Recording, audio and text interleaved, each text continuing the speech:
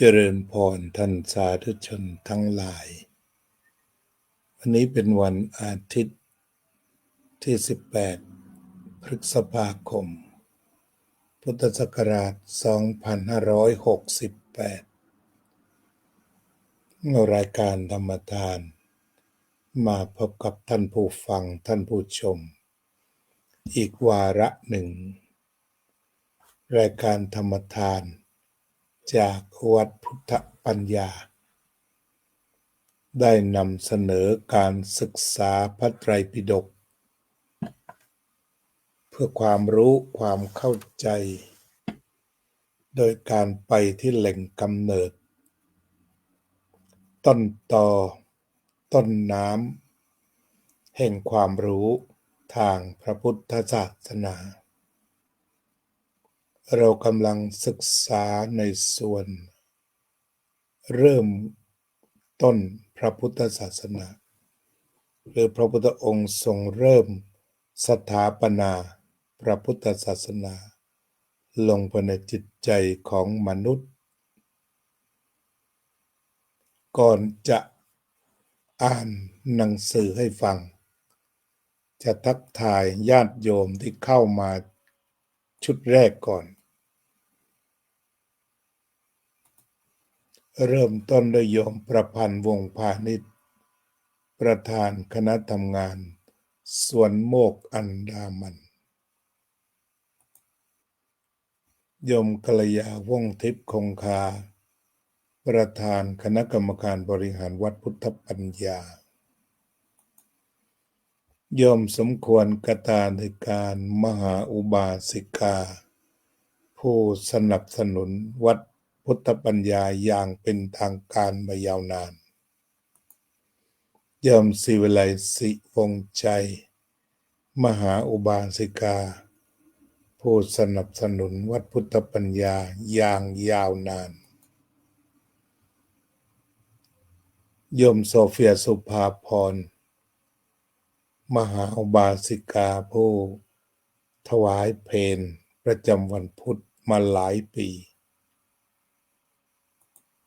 อาจารย์สุนิตวงศ์สุเทพแกนนำพุทธบริษัทวัดประสาทนิกร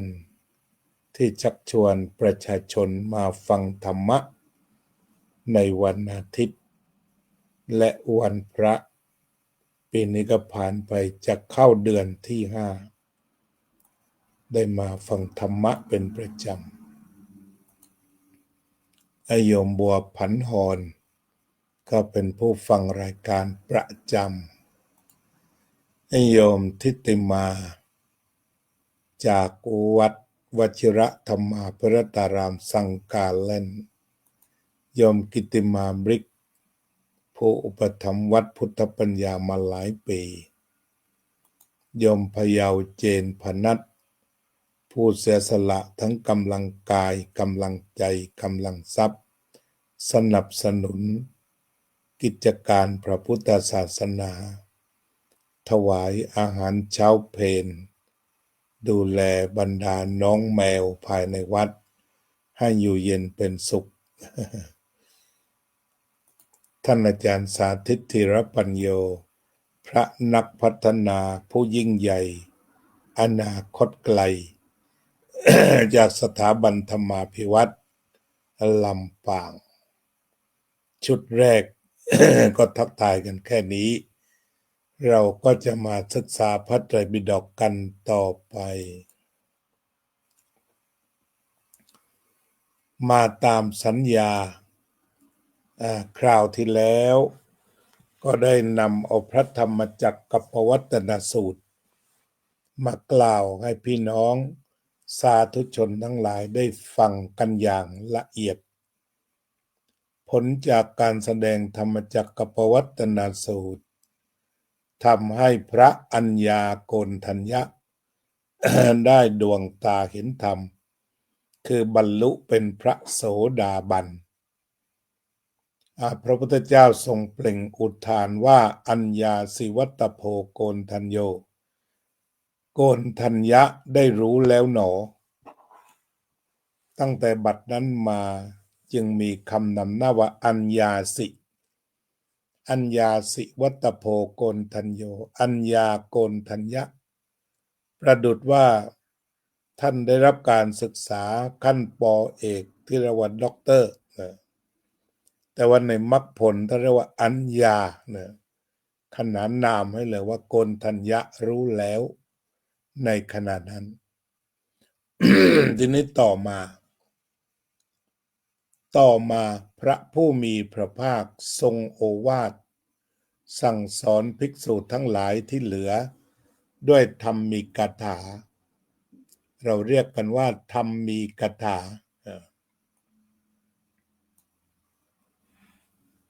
เมื่อพระผู้มีพระภาคทรงโอวาทสั่งสอนด้วยธรรมมีกถาธรรมจักสุอันปราศจากทุลีมนทินได้เกิดขึ้นแก่ท่านวัปปะและพระพัทธยะว่าสิ่งใดสิ่งหนึ่งมีความเกิดขึ้นเป็นธรรมดาสิ่งนั้นทั้งปวงมีความดับไปเป็นธรรมดา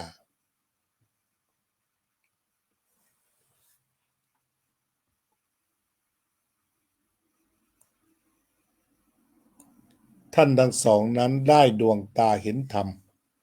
บรรลุธรรมรู้แจ้งธรรมยังลงสู่ธรรมแล้วข้ามความสงสัยแล้วปราศจากความแคลงใจถึงความเป็นผู้แกล้วกล้าไม่ต้องเชื่อผู้อื่นในคำสอนของพระศาสดาได้กราบทูลพระผู้มีพระภาคดังนี้ว่าข้าแต่พระองค์ผู้เจริญข้าพระองค์ทั้งสองพึงได้การบรรพชาพึงได้การอุปสมบทในสำนักของพระผู้มีพระภาคพระผู้มีพระภาคตรัสว่าเธอทั้งสองจงเป็นภิกษุมาเถิดแล้วตรัสต่อไปอีกว่าธรรมอันเรากล่าวดีแล้วเธอทั้งสองจงประพฤติพรหมจรรย์เพื่อทำที่สุดแห่งทุกข์โดยชอบเถิด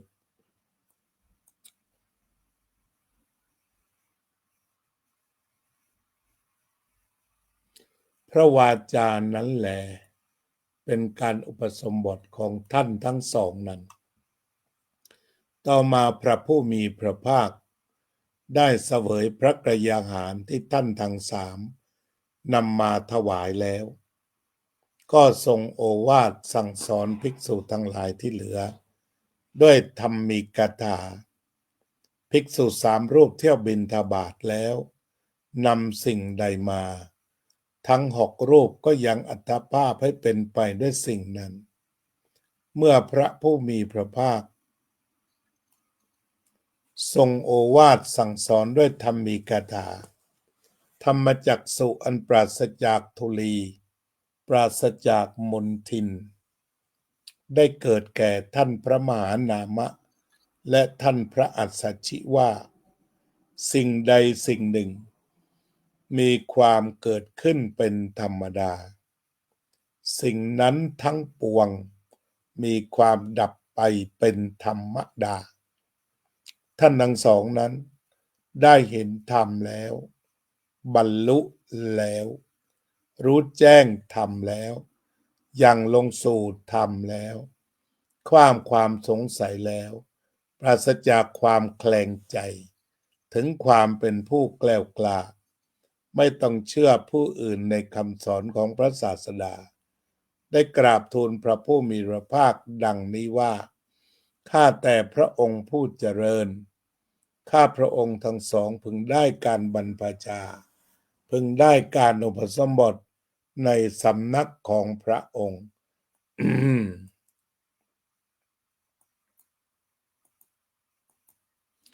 พระผู้มีพระภาคตรัสว่าเธอทั้งสองจงเป็นภิกษุมาเถิดแล้วตรัสต่อไปว่าธรรมอันเรากล่าวดีแล้วเธอทั้งสองจงประพฤติพรหมจรรย์เพื่อทำที่สุดทุกข์โดยชอบเถิดพระวาจานั้นได้เป็นการอุปสมบทของท่านทั้งสองนั้นนี่ก็คือเป็นการปรับฐาน จนบรรลุเป็นพระโสดาบันการบรรลุเป็นพระโสดาบันเรียกกันอีกอย่างหนึ่งว่าดวงตาเห็นธรรมหรือได้ธรรมจักษุ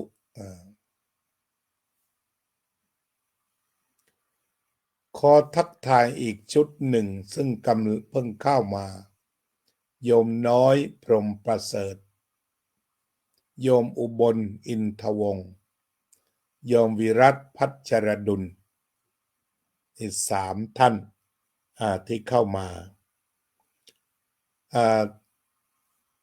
การที่พระปัญจวัคคีย์ทั้ง5 ท่านได้ฟังธรรมะจนเป็นพระโสดาบันเท่ากันก็รู้สึกจะใช้เวลาเพียง3 วันวันที่1ที่เสด็จมาพระอัญญาโกณฑัญญะก็ได้บรรลุเป็นพระโสดาบันดวงตาเห็นธรรมวันที่2พระวัปปะพระพัตติยะ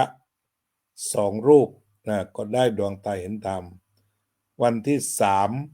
3พระมหานามะและพระอัสสชิก็ได้ดวงตาเห็นธรรมก็3 วันทีนี้มาวันที่4ต่อมาเป็นวันที่4วันที่4ก็ทรงเตรียมการแสดงอนัตตลักษณสูตรเจริญพรโยมรมรวินจารุกุลศิลป์ก็เป็นอันว่าได้แสดงธรรมิกถาธรรมิกถาก็ไม่ได้ระบุว่าเป็นธรรมะชื่ออะไรในหนังสือพุทธประวัติท่านเขียนว่าธรรมะเบ็ดเตล็ดตรงนี้ก็เนื่องจากพระพุทธองค์มีทิพจักษุทราบอัธยาศัยของคนตั้งแต่ชาติปางก่อนจึงทรงวางพระธรรมได้อย่างเหมาะสมตามอัธยาศัยในขั้นนี้เราก็เรียกตามพระไตรปิฎกว่าทรงแสดงธรรมิกถาหรืออาจจะเรียกตามพุทธประวัติว่าธรรมะเบ็ดเตล็ดก็ได้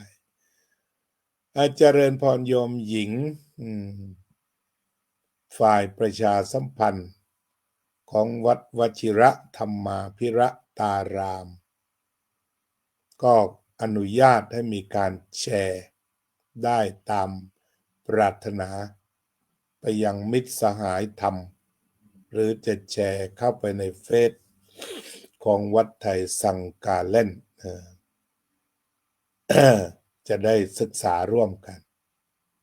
ก็เป็นว่าญาติโยมส่วนใหญ่13 ท่านมานั่งพร้อมหน้ากันแล้วอาตมาจะได้เริ่มอ่านพระธรรมที่เรียกว่าอนัตตลักษณสูตรขอทุกท่านจงสดับได้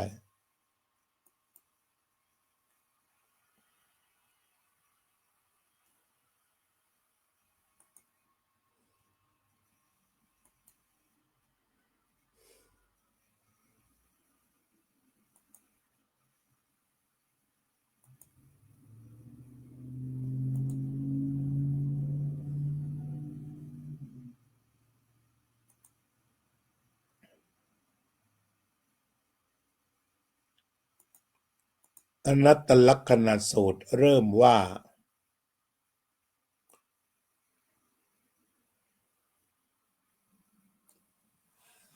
พระผู้มีพระภาคได้ตรัสกับภิกษุปัญจวัคคีย์ว่าภิกษุทั้งหลายรูปเป็นอนัตตาภิกษุทั้งหลายถ้ารูปนี้จักเป็นอัตตาแล้วไซร้รูปนี้ไม่พึงเป็นไปเพื่ออาพาธและบุคคลพึงได้ในรูปว่ารูปของเราจงเป็นอย่างนี้รูปของเราอย่าได้เป็นอย่างนั้นภิกษุทั้งหลายก็เพราะรูปเป็นอนัตตาฉะนั้นรูปจึงเป็นไปเพื่ออาพาธบุคคลย่อมไม่ได้ในรูปว่ารูปของเราจงเป็นอย่างนั้น รูปของเราอย่าได้เป็นอย่างนั้นภิกษุทั้งหลายอันนี้เอาเฉพาะในเรื่องรูปก่อนอันนี้ตัวแท็กหรือตัวแหล่งกำเนิดดั้งเดิมจากพระโอษฐ์นะคำสมัยใหม่เรียกว่าพระโอษฐ์ตามสำนวนหลวงพ่อพุทธทาสเรียกว่าเป็นคำจากพระโอษฐ์หรือถ้าเป็นที่สำนักที่ดังโด่งดังเช่นของท่านวัดนาป่าพงก็ใช้คำว่าวัจนะซึ่งก็ใช้โดยทั่วไปนั่นแหละเรียกว่าพุทธวจนะทีนี้เรามีโอกาสได้ศึกษาพระไตรปิฎกเนี่ยเราก็ฟังไปเลยจากพระพุทธเจ้าที่ตรัสว่าภิกษุทั้งหลายรูปเป็นอนัตตานี่พระองค์ตรัสอย่างนี้นี่ตั้งหัวข้อขึ้นมาคือตั้งหัวข้อตั้งกระทู้ก็ได้ถ้าพูดถึงปัจจุบันนี้พระองค์ทรงตั้งหัวข้อมาว่าหรือประกาศทู้มาว่าภิกษุทั้งหลายรูปเป็นอนัตตาท่านตรัสมาอย่างนี้ก่อนเลยอันนี้คือขึ้นหัวข้อละท่านเป็นพระบรมครูหัวข้อขึ้นแล้วรูปเป็นอนัตตาต่อไปเป็นข้อพิสูจน์ฟังกันดีๆข้อพิสูจน์ตามพุทธวจนะถ้ารูปนี้จักเป็นอัตตาแล้วไซอันนี้เป็นคำอธิบายย้ำถึงอนัตตาถ้ารูปนี้จักเป็นอัตตาแล้วไซรูปนี้ไม่พึงเป็นไปเพื่ออาพาธแปลว่าถ้ารูปนี้เป็นอัตตาจะไม่ป่วยอันนี้ถอดสำนวนความเข้าใจรูปนี้ไม่พึงเป็นไปเพื่ออาพาธ ก็หมายถึงว่าจะไม่มีวันป่วยเลยจะไม่ได้ป่วยเลยถ้าว่ามันเป็นอัตตาเนี่ยแล้วก็พึงขอร้องว่าเนี่ยนี่เป็นประโยคขอร้องพึงขอร้องได้ว่ารูปของเราจงเป็นอย่างนี้อันนี้ก็คือเป็นประโยชน์ขอร้องหรืออาจจะบังคับก็แล้วแต่ฉะนั้นท่านสรุปอนัตตาคือขอร้องไม่ได้บังคับไม่ได้สำนวนประโยคนี้จึงเป็นขอร้องก็ได้บังคับก็ได้รูปของเราจงอย่าเป็นอย่างนี้รูปของเราอย่าได้เป็นอย่างนั้นคือห้ามได้ห้ามได้จงอย่าตรงนี้เป็นลักษณะห้ามได้บังคับถ้าห้ามเนี่ยแปลว่าบังคับเป็นประโยคบังคับถ้ารูปนี้มันเป็นอัตตาเนี่ยจะไม่ป่วยแล้วก็บังคับไปเลยว่าอย่าได้เป็นอย่างนั้นเป็นอย่างนี้ อย่าเป็นอย่างนั้น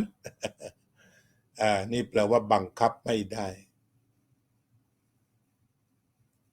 ทีนี้พระองค์ก็ตัดด้วยเหตุผล2ประการเนี่ย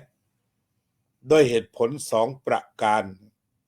ที่ว่ารูปเป็นอนัตตาด้วยเหตุผลนี้อันนี้เป็นของพระพุทธพจน์ภาษาอาจจะยากแต่พยายามที่จะทำให้เข้าใจถ้ารูปเป็นอัตตาเนี่ยพระองค์ตรัสแบบนี้ไม่มีคำอธิบายอื่นที่เยินเยอะรูปนี้ไม่พึงเป็นไปเพื่ออาพาธคือก็ไม่ป่วยแล้วก็ห้ามไปเลยว่าอย่าเป็นอย่างนั้นจงเป็นแบบนี้อันนี้ก็คือ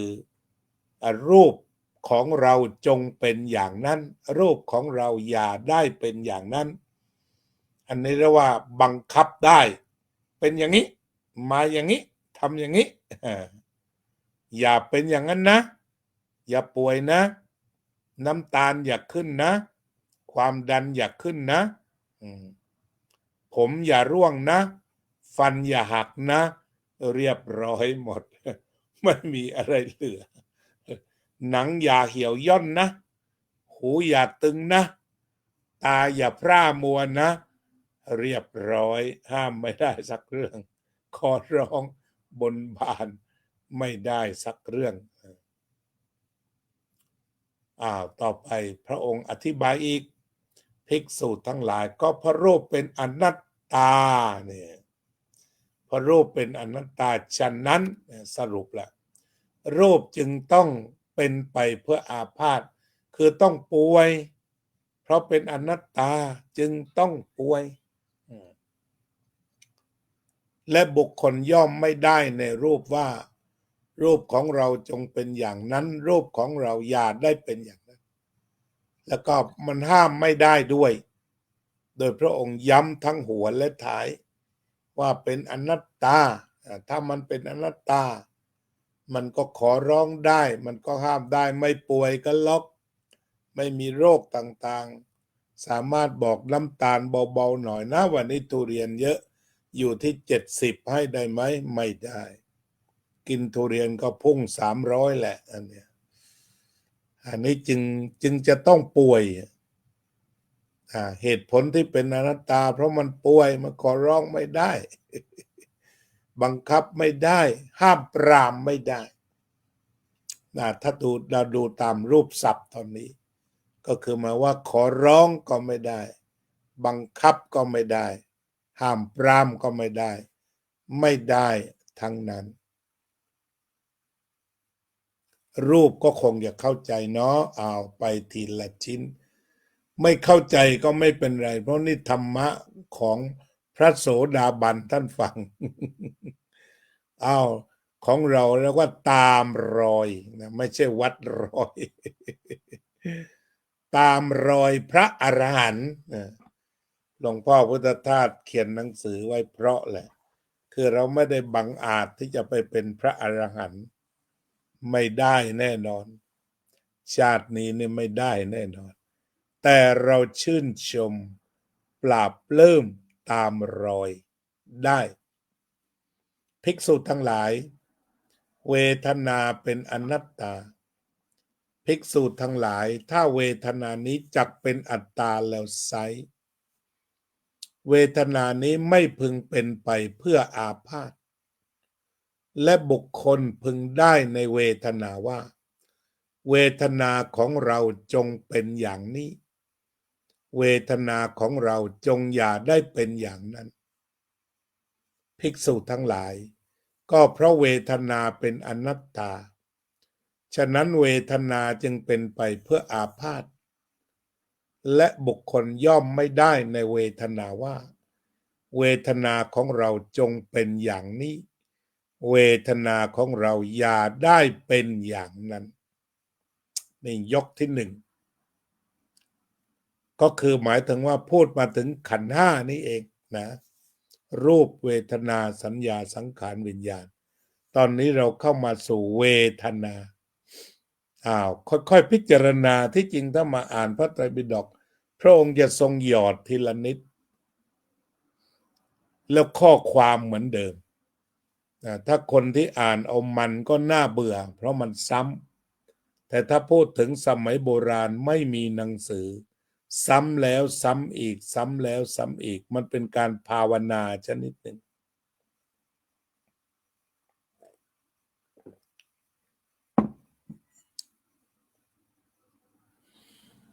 เดี๋ยวขอทักทายอีกหน่อยนึง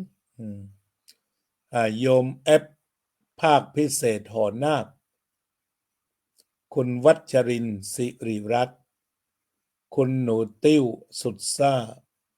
คุณกิตติมาบริกยินดีต้อนรับสู่ห้องธรรมะมาค่อยๆพิจารณาเวทนากันภิกษุทั้งหลายเวทนาเป็นอนัตตานี่พระองค์ทรงขึ้นหัวข้อนะรูปก็เป็นอนัตตาเวทนาก็เป็นอนัตตาต่อไปเป็นคำอธิบายภิกษุทั้งหลายถ้าเวทนานี้จักเป็นอัตตาแล้วไซร้เวทนานี้ไม่พึงเป็นไปเพื่ออาพาธ และบุคคลพึงได้ในเวทนาว่าเวทนาของเราจงเป็นอย่างนั้น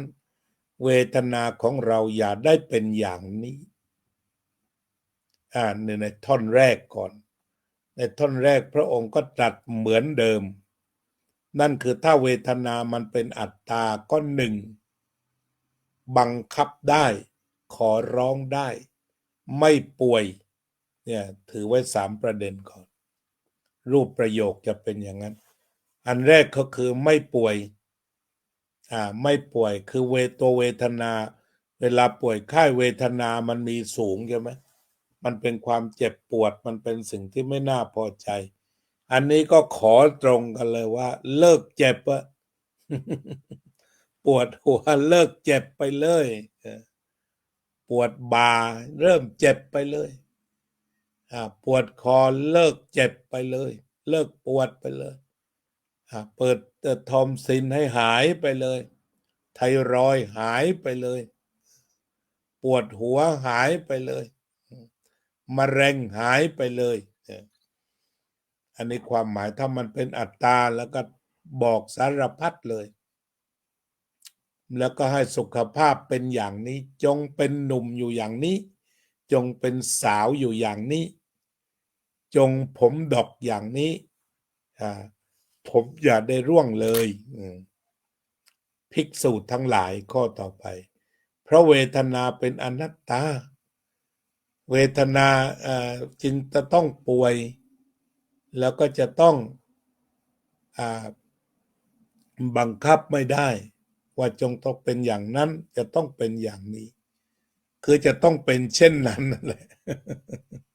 เป็นอย่างนั้นก็ไม่ได้อย่างนี้ก็ไม่ได้ก็เลยให้เป็นเช่นนั้นเป็นตัทตาตามเหตุปัจจัยแล้วมันเป็นอนัตตาเพื่อความไม่สับสนแล้วข้อความก็ใช้เหมือนกัน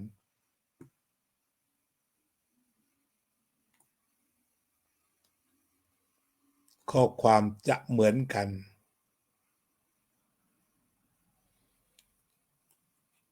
ภิกษุทั้งหลายสัญญาเป็นอนัตตาภิกษุทั้งหลายถ้าสัญญานี้จักเป็นอัตตาแล้วไซร้สัญญานี้จะไม่เป็นไปเพื่ออาพาธและบุคคลพึงได้ในสัญญาว่าสัญญาเราจงเป็นอย่างนั้นสัญญาของเราอย่าได้เป็นอย่างนั้นอันนี้ถ้าสมมุติว่าบังคับได้ขอร้องได้ก็ไม่ต้องมีเครื่องอัดเสียงไม่ต้องมีคอมพิวเตอร์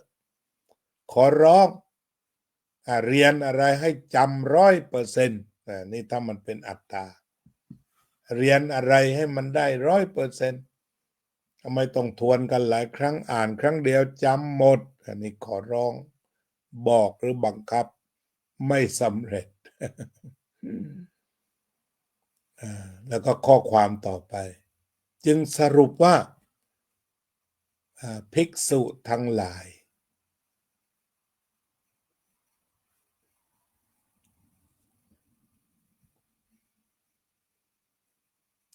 สัญญาเป็นอนัตตา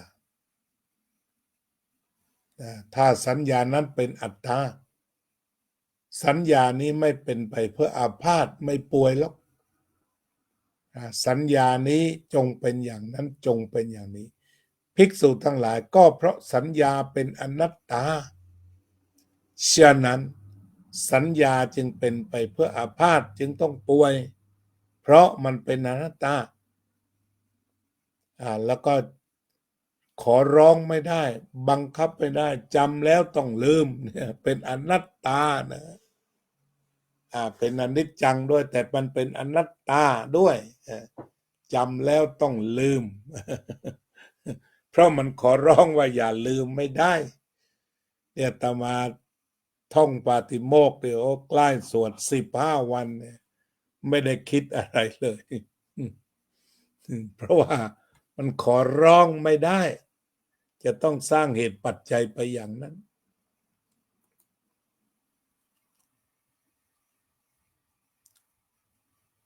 ต่อไปมาดูสังขารภิกษุทั้งหลายสังขารทั้งหลายเป็นอนัตตาสัพเพสังขาราอนัตตาเลย ภิกษุทั้งหลายถ้าสังขารเหล่านี้จักเป็นอัตตาแล้วไซร้สังขารเหล่านี้ไม่พึงเป็นไปเพื่ออาพาธและพึงได้ในสังขารว่าสังขารทั้งหลายจงเป็นอย่างนี้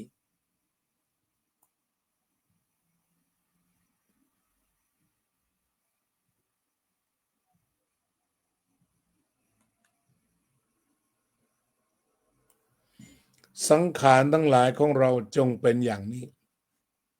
สังขารทั้งหลายของเราอย่าได้เป็นอย่างนั้นภิกษุทั้งหลายก็เพราะสังขารทั้งหลายเป็นอนัตตาฉะนั้นสังขารทั้งหลายจึงเป็นไปเพื่ออาพาธและบุคคลย่อมไม่ได้ในสังขารทั้งหลายว่าสังขารทั้งหลายของเราจงเป็นอย่างนี้สังขารทั้งหลายของเราอย่าได้เป็นอย่างนั้นก็เรียกว่าคำว่าสังขารก็คือร่างกายจิตใจไปเลยทั้งฝ่ายกายทั้งฝ่ายใจการปรุงแต่งคือจะบอกว่าอย่าปรุงนะ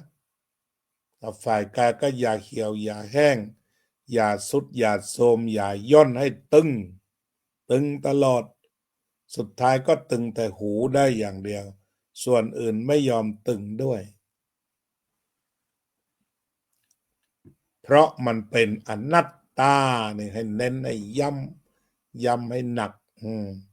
เพราะว่ามันเป็นอนัตตามันจึงขอร้องไม่ได้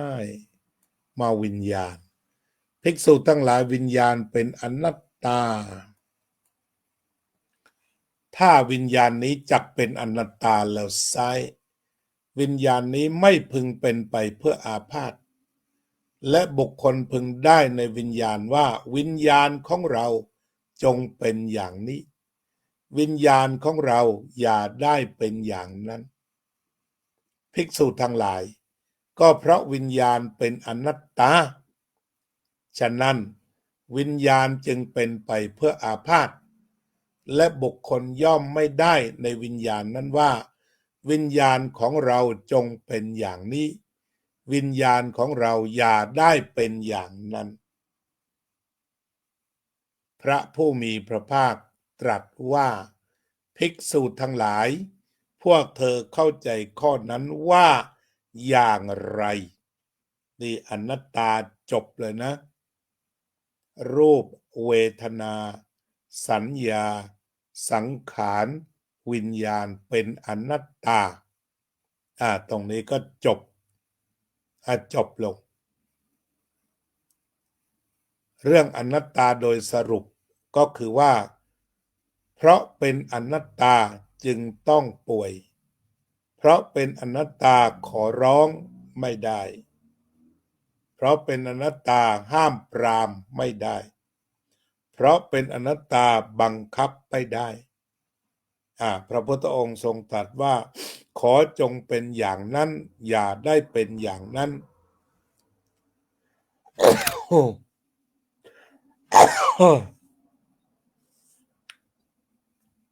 ขอจงเป็นอย่างนี้อย่าได้เป็นอย่างนั้นตรงนี้ก็พระองค์ทรงเป็นพระพุทธเจ้าเนี่ยนะผู้ประเสริฐเป็นนักปราชญ์แหละเป็นนักปราชญ์คือให้เราเติมเอาไงอย่าให้ปวดหัวอย่าให้น้ำตาลสูงอย่าให้ความดันสูงอย่าให้ผมร่วงอย่าให้ฟันหักอย่าให้หูตึงหูจำต้องไม่ตึงไม่อยากให้แก้มหย่อน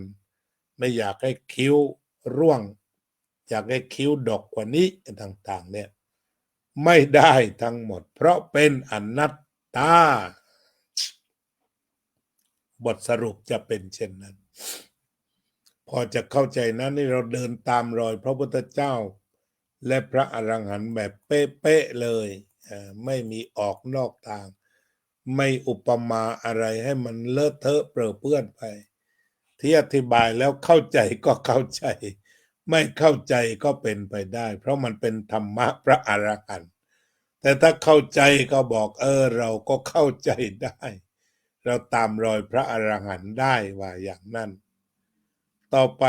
พระองค์เป็นพระบรมครูจริงเราก็มาดูขั้นสองนะมาดูขั้นสองไล่เรียงกันไปก่อนจะเข้าขั้นสองก็เจริญพรโยมนพรัตน์บุญกอบอาจารย์ทิติวรทินโนโยมบัวผันหอน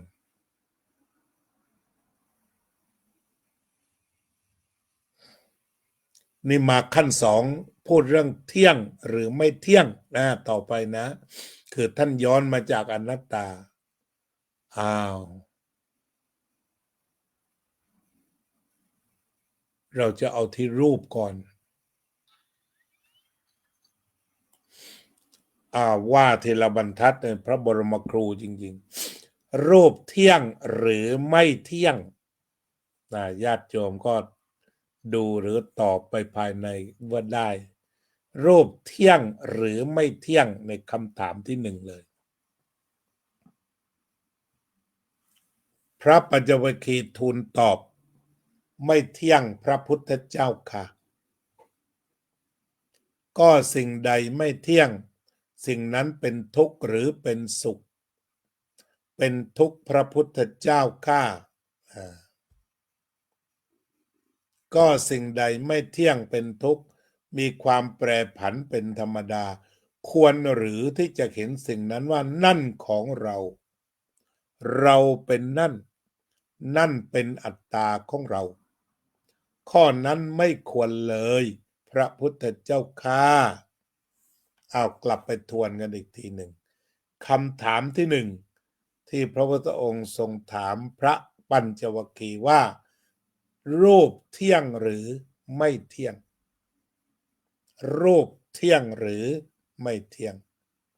ไม่เที่ยงพระพุทธเจ้าค่ะทีนี้ต้องมีผลเดี๋ยวนี้เมื่อกี้พูดเหตุแล้วไม่เที่ยงนี่เป็นเหตุต่อไปผลสิ่งใดไม่เที่ยงสิ่งนั้นเป็นทุกข์หรือเป็นสุขนี่ผลมันเป็นยังไงล่ะถ้ามันไม่เที่ยงเนี่ยมันมีผลยังไงต่อความไม่เที่ยงสิ่งใดไม่เที่ยงสิ่งนั้นเป็นทุกข์หรือเป็นสุข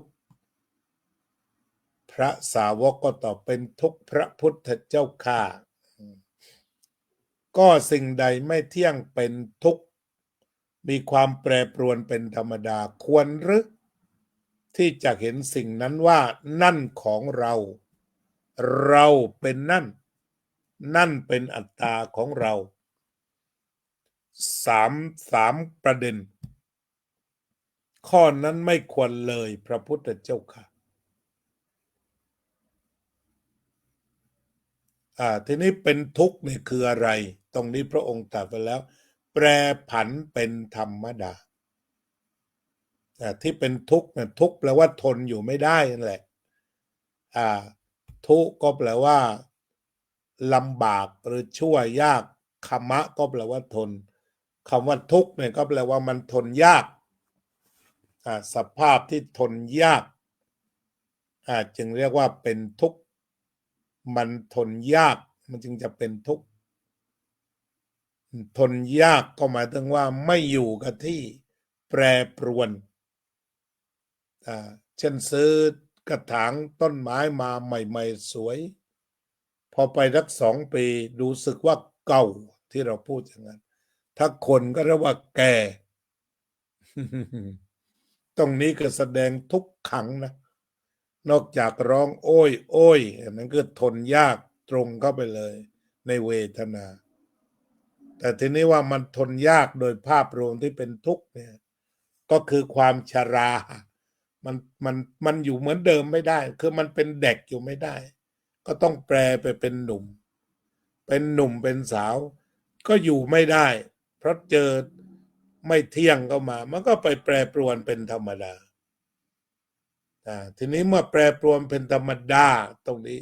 พระพุทธเจ้าก็ตรัสต่อว่าควรหรือวันนั่นของเราเราเป็นนั่นนั่นเป็นของเรานั่นเป็นอัตตาของเราคือพูดถึงรูปนั่นแหละรูปเป็นของเราเราเป็นรูปรูปเป็นอัตตานั่นเองหรือว่าทรัพย์สินงัวควายของเราเราเป็นผู้ครอบครองนั้น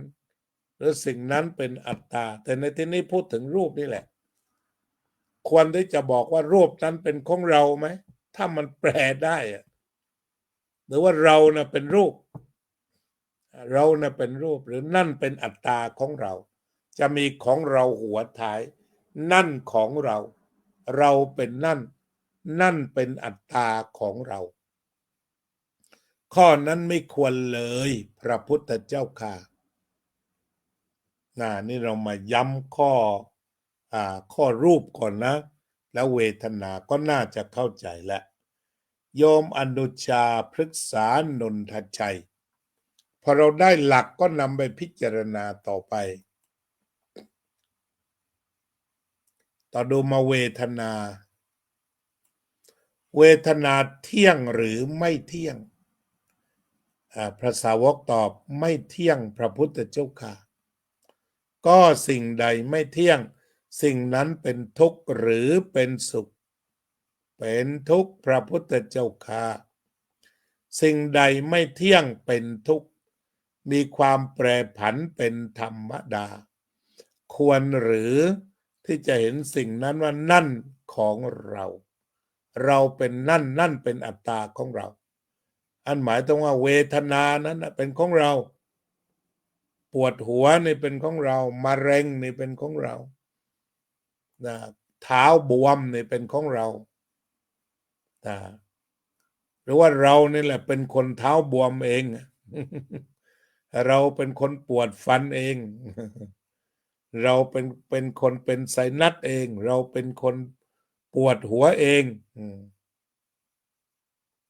นั่นเป็นอัตตาของเราแล้วก็ไอ้ปวดนั่นแหละคือมันมีตัวตนที่มันเสียดแทง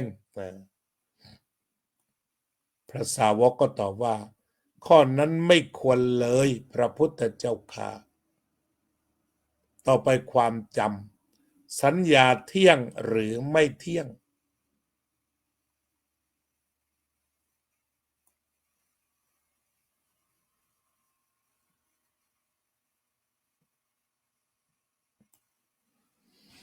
ไม่เที่ยงพระพุทธเจ้าค่ะก็สิ่งใดไม่เที่ยงสิ่งนั้นเป็นทุกข์หรือเป็นสุขเป็นทุกข์พระพุทธเจ้าค่ะก็สิ่งใดไม่เที่ยงเป็นทุกข์มีความแปรปรวนเป็นธรรมดาควรหรือที่จะเห็นว่าสิ่งนั้นว่านั่นของเราก็คือสังขารนี่ของเราเรานี่แหละเป็นตัวสังขารแล้วสังขารนั่นก็เป็นอัตตาของเราก็มิควรเลยพระพุทธเจ้าค่ะ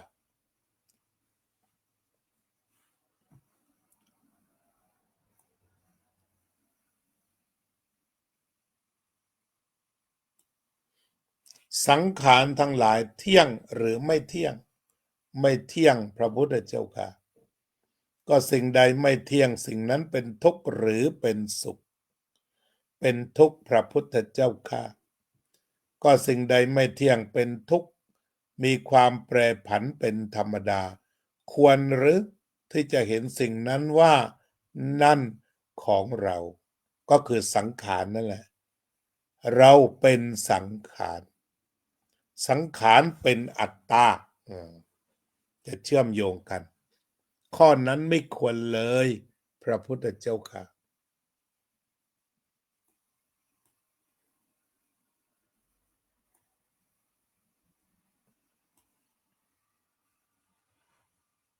วิญญาณเที่ยงหรือไม่เที่ยงไม่เที่ยงพระพุทธเจ้าค่ะก็สิ่งใดไม่เที่ยงสิ่งนั้นเป็นทุกข์หรือเป็นสุขเป็นทุกข์พระพุทธเจ้าค่ะก็สิ่งใดไม่เที่ยงเป็นทุกข์มีความแปรผันเป็นธรรมดาควรหรือที่จะเห็นว่าสิ่งนั้นว่านั่นของเราเราเป็นนั่นเป็นอัตตาของเราข้อนั้นไม่ควรเลยพระพุทธเจ้าค่ะอันนี้ขั้นสองก็คือตรัสถึงความไม่เที่ยงแล้วก็โยงไปสู่อนัตตาสาเหตุที่มันเป็นอนัตตามันก็มาจากความไม่เที่ยงแล้วก็แปรไปแล้วอย่าไปเข้าใจว่ามันเป็นอัตตา เข้าใจอย่างนั้นไม่ได้มันเป็นอนัตตานี่พระองค์ทรงเป็นพระบรมครูจริงๆเอาขั้นต่อไปภิกษุทั้งหลายเพราะฉะนั้นรูปอย่างใดอย่างหนึ่งที่เป็นอดีตอนาคตและปัจจุบันภายในหรือภายนอกเลวหรือประณีตไกลหรือใกล้ทั้งหมดนั้นเธอทั้งหลายพึงเห็นด้วยปัญญาอันชอบตามความเป็นจริงอย่างนี้ว่านั่นไม่ใช่ของเราเราไม่เป็นนั่นนั่นไม่ใช่อัตตาของเราอันนี้หลังจากที่พระพุทธเจ้า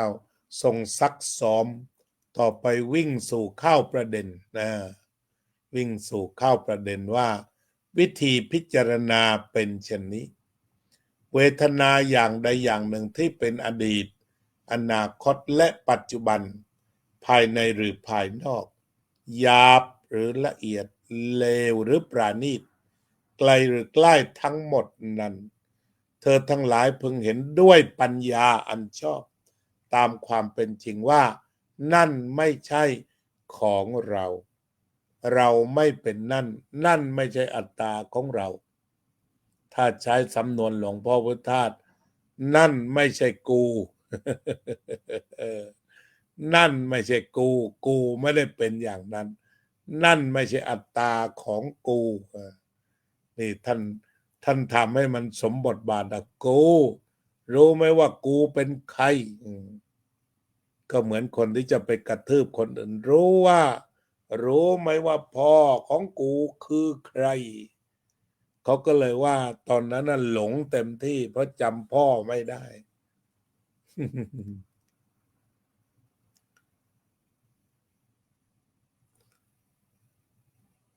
สัญญาอย่างใดอย่างหนึ่งที่เป็นอดีตอนาคตและปัจจุบันภายในหรือภายนอกหยาบหรือละเอียดเลวหรือประณีตไกลหรือใกล้ทั้งหมดนั้นเธอทั้งหลายฟังด้วยปัญญาอันชอบว่านั่นไม่ใช่ของเราเราไม่เป็นนั่นนั่นไม่ใช่อัตตาของเรา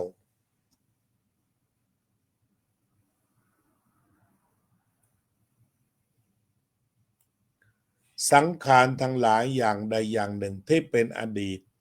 อนาคตและปัจจุบันภายในหรือภายนอกหยาบหรือละเอียดเลวหรือประณีตไกลหรือใกล้ทั้งหมดนั้นเธอทั้งหลายพึงเห็นด้วยปัญญาอันชอบตามความเป็นจริงอย่างนี้ว่านั่นไม่ใช่ของเราเราไม่เป็นนั่นนั่นไม่ใช่อัตตาของเราฉะนั้นคาถาสำคัญก็คือนั่นไม่ใช่ของเราเราไม่เป็นนั่นนั่นไม่ใช่อัตตาของเรารูปไม่ใช่ของเราเราไม่ได้เป็นรูปรูปไม่ใช่อัตตาของเราเสียงไม่ใช่ของเราเราไม่ได้เป็นเสียงนั้นเสียงนั้นไม่ใช่อัตตาของเรานี่ซักซ้อมการใช้งานต่อไปวิญญาณอย่างใดอย่างหนึ่งที่เป็นอดีตอนาคตและปัจจุบันภายในหรือภายนอกหยาบหรือละเอียดเลวหรือประณีตไกลหรือใกล้ทั้งหมดนั้นเธอทั้งหลายพึงเห็นด้วยปัญญาอันชอบตามความเป็นจริงว่านั่นไม่ใช่ของเรา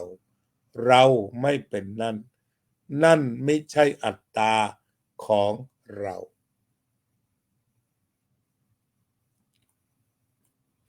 ภิกษุทั้งหลายอริยสาวกผู้ได้สดับเห็นอยู่อย่างนี้ย่อมเบื่อหน่ายแม้ในรูปย่อมเบื่อหน่ายแม้ในเวทนาย่อมเบื่อหน่ายแม้ในสัญญาย่อมเบื่อหน่ายแม้ในสังขารย่อมเบื่อหน่ายแม้ในวิญญาณ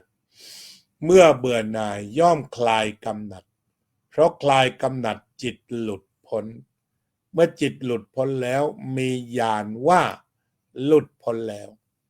อริยสาวกรู้ชัดว่าชาติสิ้นแล้วไม่เกิดอีกพรหมจรรย์อยู่จบแล้วการปฏิบัติธรรมจบสิ้นกิจที่ควรทำในอริยสัจก็ได้ทำเสร็จแล้วกิจอื่นเพื่อความเป็นอย่างนี้มิได้มีพระผู้มีพระภาคตรัสอนัตตลักษณสูตรนี้แล้วภิกษุปัญญวคีมีใจยินดีชื่นชมภาสิทธิ์ของพระผู้มีพระภาคเมื่อพระพุทธองค์ตรัสไวยากรณ์นี้แล้วจิตของพระปัญจวัคคีย์ก็หลุดพ้นจากอาสวะทั้งหลายเพราะความไม่ยึดมั่นครั้งนั้นมีพระอรหันต์ในโลก6 รูปก็คือพระผู้มีพระภาคเจ้าและพระอรหันต์ที่เพิ่งบรรลุอีก5 ท่านรวมเป็น6 ท่านครับนี่ก็คือเรื่องสำคัญที่เราได้สดับรับฟังเมื่อมีคำถามในทางพุทธศาสนากันบ่อยว่าตายแล้วเกิดหรือไม่ตอนนี้ก็มีคำตอบแล้วว่าถ้าสิ้นกิเลสการเกิดไม่มีอีกพระอรหันต์ไม่เกิดอีกนี่เรียกว่าชัดเจนในพระไตรปิฎกระบุไว้แต่นอกจากนั้นก็จะเกิดร่ำไปถ้ายังมีกิเลสอีกคำตอบจากตรงนี้ก็ตายแล้วเกิดก็มีตายแล้วไม่เกิดก็มีขึ้นอยู่กับว่าสิ้นกิเลสแล้วหรือไม่ก็คงจะแค่นี้เนาะและพระอรหันต์ก็อุบัติขึ้นในโลก6 องค์ด้วยกัน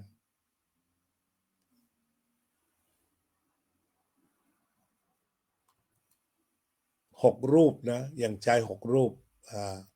ใช้ภาษามาตรฐานกันแล้วกันก่อนจะนั่งสมาธิและแผ่เมตตาทักทายชุดสุดท้ายโยมนพรัตน์บุญกอบโยมบัวผันหอล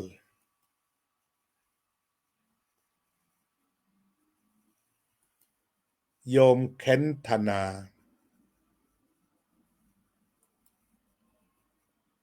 โยมทัพพิชาแสงสวัสดิ์โยมสหายธรรมวัดขันเงินคุณประเสริฐมันตเสวีสวัสดีครับนักปราชญ์ผู้ยิ่งใหญ่เป็นพระหนุ่มอนาคตไกลในงานพระพุทธศาสนาผู้ประกาศธรรมทั้งสมถะและวิปัสสนาครับยินดีเป็นมงคลยิ่งครับที่ได้เข้ามาสู่เฟซวัดพุทธปัญญากระผมก็ไม่มีความเชี่ยวชาญใดๆอ่านพระไตรปิฎกให้โยมฟัง และอะไรพอจะขยายความก็ขยายอย่างตอนนี้ก็จบอนัตตลกนสูตรในวันนี้ขอบคุณมากครับท่านเจ้าคุณนะท่านเป็นท่านเจ้าคุณสอนกรรมฐานไปทั่วก็อนุโมทนาอย่างยิ่งแล้วก็มีพระที่มีผลงานระดับสอนกรรมฐานไม่หยุด แต่ข่าวก็น้อย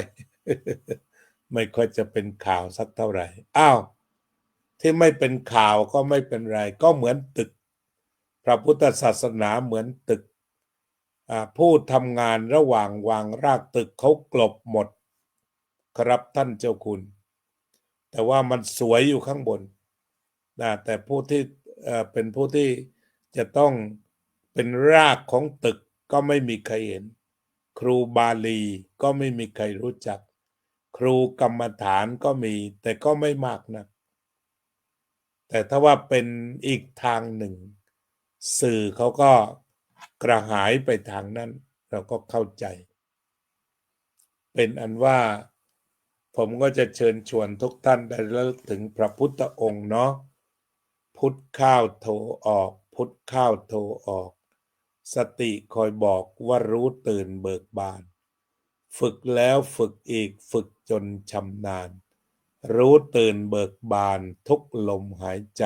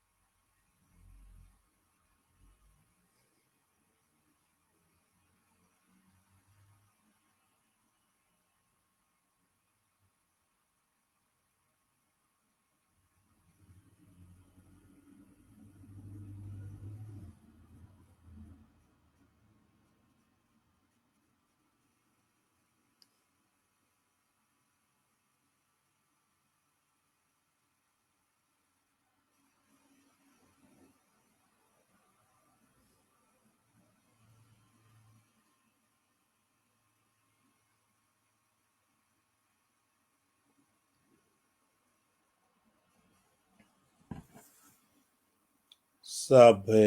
สัตตาสัตว์ทั้งหลายที่เป็นเพื่อนทุกข์เกิดแก่เจ็บตายด้วยกันทั้งหมดทั้งสิ้นเวราโหนตุ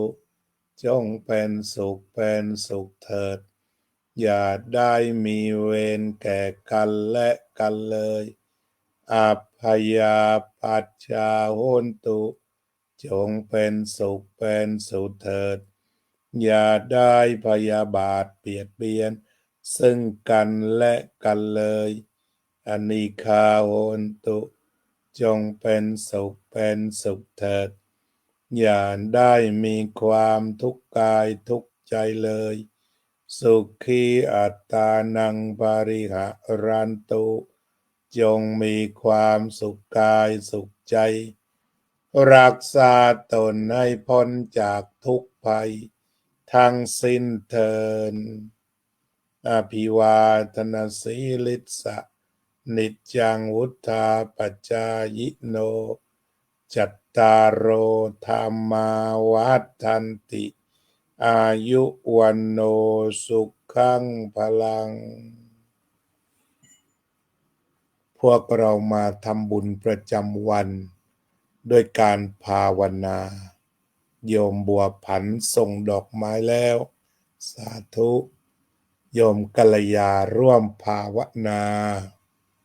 โยมทัตพิชาร่วมภาวนาโยมศิวิไลร่วมภาวนาโยมทิติมาร่วมภาวนาโยมอุบลร่วมภาวนาโยมนพรัตน์บุญกอบร่วมภาวนาโยมอุบลยังคงอยู่ภูเก็ตติดตามไม่ขาดขอบคุณทุกท่านขอบคุณพระสงฆ์ท่านอาจารย์สาธิตท่านเจ้าคุณประเสริฐพระวิปัสสนาจารย์อาจารย์ใหญ่ของประเทศไทยแวบเข้ามาเรียกว่า watching ก็แสดงว่าเปิดดูนิดหน่อย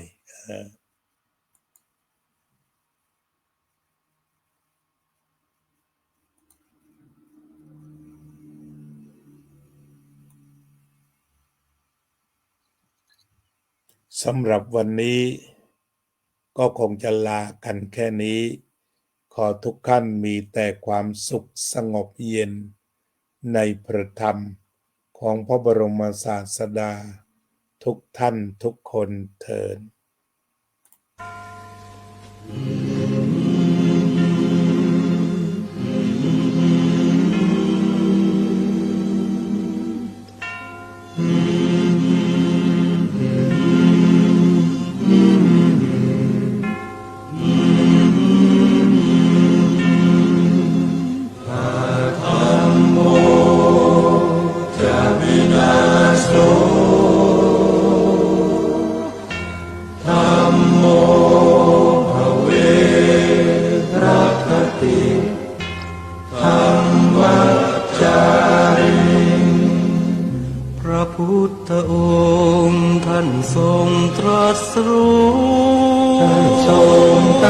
รู้เป็นสัพพัญญูตรัสสอนความจริงตรัสสอนความจริงว่าธรรมะย่อมชนะทุกสิ่งเป็นที่พึงพิงแก่ผู้ประพฤติชอบธรรมธัมโมจะวินาโสธัมโมภเวรัคติธัมมัจจาริงอำนาจใดๆก็ตามย่อมถึงความพินาศถ้าขาดธรรมะประจำไม่มีใครอยู่ค้ำฟ้าเราต่างเกิดมาใช้กรรมจงอยู่ในศีลในธรรมคิดทำแต่กรรมที่ดีธัมโมจะวินาโสธัมโมภเวรัคติธัมมัจจาริงธรรมส่องสว่างสู่ทางสุขสีคำจุนโลกนี้นิรันดร์ธัมโมจะวินาโส